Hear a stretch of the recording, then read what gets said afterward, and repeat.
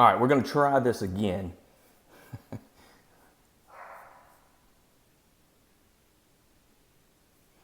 All right, so this will be take number 2. We're going to discuss common problems with tapering Suboxone. If my kids will let this happen, but we'll see. So now, obviously, everybody's in a different timeline with their treatment, and not everyone needs to be tapering, okay? Some people need continued medication assistance. You know, don't get bent out of shape just because other people are tapering, but you're maintaining and you're feeling good on your dose and you're feeling stable in life. That's good, okay? Not everybody needs to be stopping their treatment right now. But what you do need to be doing is getting your life in order, okay? And so some people have kind of, maximized their medication assistance, and they have gone down the road to recovery, and they're now at a point where they can taper and they can try to see if they can get to the lowest effective dose of medication and possibly stop the medication altogether.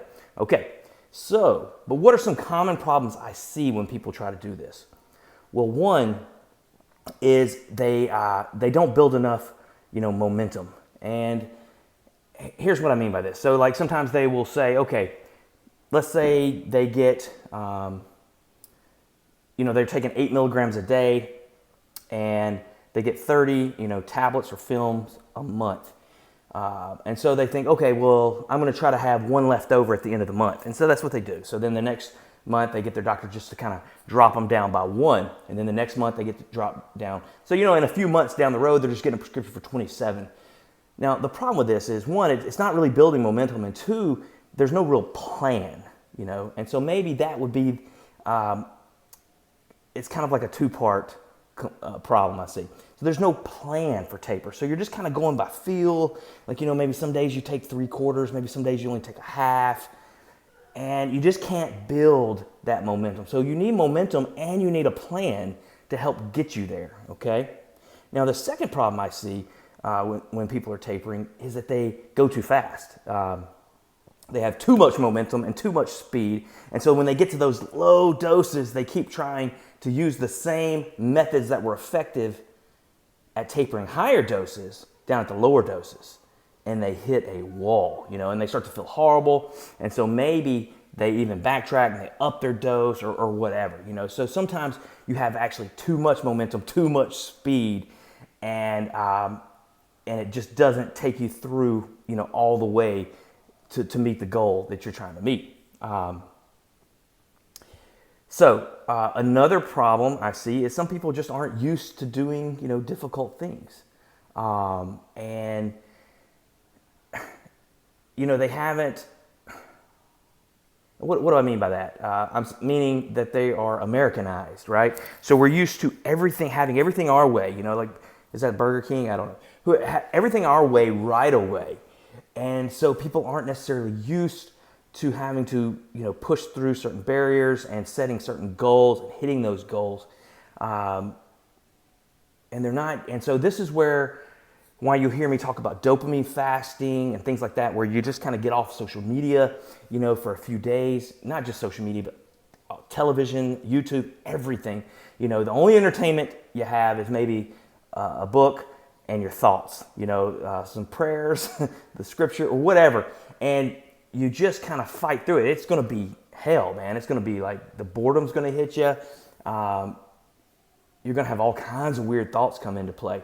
Now, again, if you're not in a good place with your recovery, this could be dangerous, right? Because you might then try to go to the best source for dopamine, which is drugs. But if you're in a good place and you're far away from that lifestyle, then dopamine fasting could be extremely beneficial. And it doesn't just have to be dopamine fasting, but I'm not here to try to push you into like anything religious. I'm an Orthodox Christian, and we kind of fast continuously. So we fast on Wednesdays and Fridays. And that doesn't mean we don't eat. It just means we abstain from certain foods on Wednesdays and Fridays. And then when we hit Lent, we abstain from certain foods, for the 40 days of Lent. But we actually cut out a week before and then a week after as well. So there's a lot of fasting going on. And I'm not saying you should follow that because, there's reasons we do that. It's kind of, but from trying to taper medications. In other words, you're trying to do something difficult. So get good at doing things that are difficult in easier aspects of your life, all right? So something that's not quite as difficult as tapering. And you'll find that you can sit with the uncomfort more. Now, I am not talking about like, you know, if you dopamine fast a few times a week or a few times a month, then all of a sudden you're going to be ready to just quit Suboxone cold turkey and go through those. No, man, those things will beat you down, you know? That's not the point. My point is to do these other things in your life that are going to make you better and more able to handle the planned taper, okay? That's what I mean. And so that you'll also be better able to handle when things just go a little off in your life, right? And so that you're not just blindsided by the problems in life, man. And because you cannot trust your good luck, but you can't give in to your bad luck either. So, all right, let me read a few. Got a couple questions. Jumped 10 days ago, feel like garbage, totally dopamine depleted. Yeah, so what dose did you jump off at?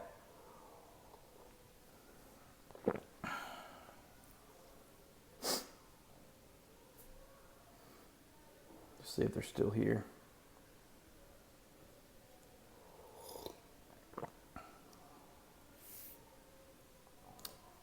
Vintage bleached blonde. I like that name. I wish I could just be a normal person. Yeah, I get it. But hey, look, let me tell you something. Ain't nobody normal. But I know what you're trying to say. Wait for these comments to pop up. Let me just move this. 0.5. So you're at 0.5 milligrams per day, or that's what I'm assuming that is, 0.5 milligrams per day. Yeah, that's tough because you feel like, man, it's such a low dose and you made it. I don't know how quick you got down to that dose, but that's a decent dose to try to jump off at. Now, I don't know how long you've been on treatment. I don't know where you're at in your recovery, and I'm not giving you advice. You know, I would always say go talk to your doctor. But I do feel like you're going to start to build some things back after another week, okay? You're going to start to normalize in a week. The 2-week period is a good period, but I like 3 weeks, 4 weeks, and you're going to start building back some momentum in your dopamine, you know, your ability to just, you know, kind of start to feel that normality again. Now, obviously, post-acute withdrawal can last longer, but I find that if you're doing the other things that you need to do, that your body can heal and recover, and that's, you know, keeping your diet healthy, getting plenty of sunlight. I know it's kind of a weird season right now, but if you can get some sun when it's sunny, you know, good food, fish oil, things like that. I'm just reading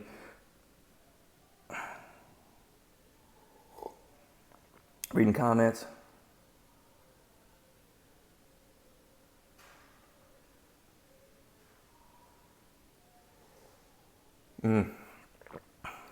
I got you.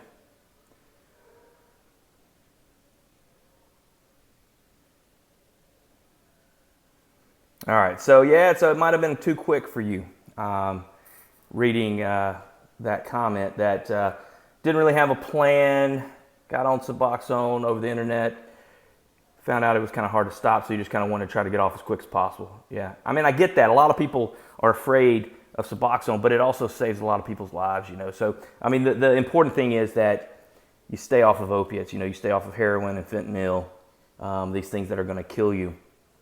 But if you've been completely clean off of Suboxone and opiates, if you can go 3 to 4 weeks, you'll start to feel normal again. If you start to have cravings, I would strongly recommend you go see your addiction doctor or a different addiction doctor, somebody, get help. And even though you're not seeing maybe that addiction doctor anymore, that doesn't mean you can't go to AA meetings or NA meetings or Celebrate Recovery or, you know, something like on those ends. So you suggest don't watch videos about how hard it is to get off. Yeah, it's tough, right? Because we all want to, you know, surround ourselves with different groups of people who are going through the same thing, but everybody, you know, has a different story, and their story is not your story. I was talking to a medical student just this week, and we were talking about how if somebody goes through something, whether it's an illness or an addiction, depression, or anything, and they find a way that helps them, they kind of feel like that's the best way, or that's the only way anybody else should do it. So as doctors, I see so many stories of so many people who've done multiple ways, you know?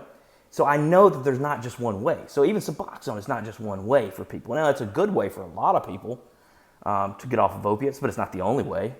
You know, we've got medication now that are really helpful for people with alcohol, but we also know that people have been using AA, you know, for years without medication assistance and have been able to do it as well. So it's not like you have to have medication assistance, but it is helpful, you know, for a lot of people. But it's tough. You got to be careful with the things you let inside your mind, whether it's the news, whether it's social media, whether it's YouTube videos. We are just like surrounded by information. And here I am giving you information that may be too much, you may not be ready for it. And that's why I always recommend everybody talk to your doctor, because you should not take medical advice from the internet. You need to have someone that you trust, that, you know, can give you good, sound advice for your situation. And, you know, everybody thinks they know what's best for everybody else. But, and I'm not saying all doctors are experts on everything, but I do think you need to talk to your doctor, and if it means finding a different doctor, that's fine. But get the help you need. And that may or may not be medication assistance, but definitely stay clean, stay off of heroin, stay off of fentanyl. So, are there any other common problems that you guys face when tapering? I mean, obviously, figuring out when to jump off is difficult. Even with my patients, I had one guy that we got down to 0.5 milligrams, and now we didn't go to 0.5 milligrams every 24 hours, so I had him spaced out. He got to where he was taking 0.5 milligrams every 3 days, if you can believe that. And he did that for months. And then he had like a week off during the summer, and he was going to take that week to kind of have withdrawal. And so he stopped his meds prior to that, and he never had any withdrawal. You know, he did fine. So, and he's been off of Suboxone now for, I want to say 3 or 4 years. So he's doing good. I've had other people jump off at higher doses and just kind of go through withdrawal. You know, there's other medicines that can actually help with the acute withdrawal. But I don't typically recommend that. I usually recommend a slow taper. So, all right, guys, if there's not any other questions, I'm going to jump off. And hopefully y'all have a great day. Peace.